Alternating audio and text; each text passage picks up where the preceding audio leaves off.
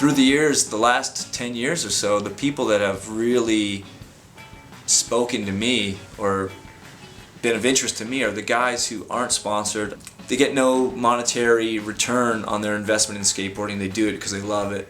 It's like, you know, I did this TV show on Fuel called Drive, and I focused on a lot of people that, you know, they're not sponsored skaters, but they're doing so much for skateboarding. I just thought that became really interesting to me. The people who are like involved at a heavy level locally in their communities, doing so much for skating but getting nothing in return other than the love of doing it. As far as, you know, professional skateboarding goes, my heroes are the same as when I started. The guy that probably has had the greatest impact on me, or that I value the most, and I didn't know of him or care about him when I started out, or even through the 80s and 90s that much, is Dwayne Peters. You know, Dwayne Peters is a skater that I don't value him for what he did way back when, even though I'm aware of it and I think it's great. I think what he does today is fucking awesome. He carries what I think is the true essence of skateboarding, this true independence. Mark Gonzalez, he's the ultimate skater because he's the ultimate artist. After that, it's hard. There's so many guys I like. There's so many guys who have influenced me in so many great ways. Lance Mountain.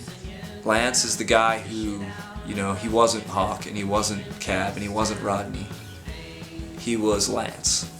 And he made it all fun and accessible and meaningful. Tony Alva. Tony Alva is a guy that when I started skating, I didn't know who he had been in the 70s. I just knew Alva skateboards and he was some dude with dreadlocks or something, you know. Coming up under the Bones Brigade and then skating for the Bones Brigade, I don't think I was able to appreciate Alva in the 80s or the Alva team. You know, we were like, those two teams were sort of at war with each other. But as I look back on the 80s now, and I see what those guys were doing, what Alva was doing, and then I know the history of what he did in the 70s, and now I see how he stayed in it all along. He's, through the years, really come to have a major influence and impact on me. Because this guy, through the years, he fucking hated me, man. Tony Alva was the first guy to vocally be in my face and hate my guts. And he hated street plants, and he hated everything I represented, what I was doing, and he let me know it. Dude, it fucking, you know, it was tough, man. Like, he scared me.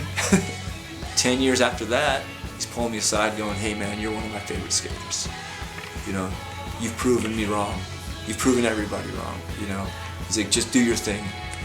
Dwayne Peters, who I already mentioned, again, you know, I mean, this guy invented half the tricks that people do today, you know, especially when it comes to transitions.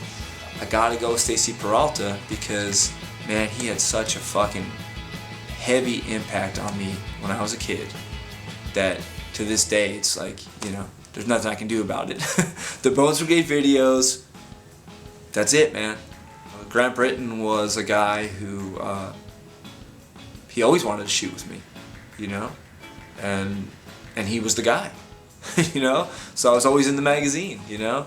TransWorld had always felt a little bit more professional to me. A little bit more in the middle, you know. There's been a real consistency with the magazine in following its sort of core values. Skateboarding's been it's 30 years.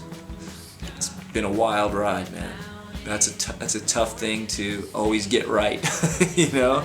There's been so many weird things that have happened and weird detours. I know the feedback I get, you know. I know what that is, and that feels good. And it's mostly about, you know, an independent spirit. It's mostly about doing your own thing, not being a follower, just skating how you want to skate. I think that's something I learned from all of my heroes. They all have that, but most importantly from Lance.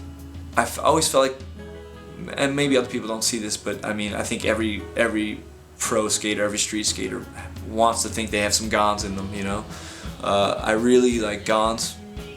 I really tried to borrow from Gons in the sense of just being free, you know, not being inhibited.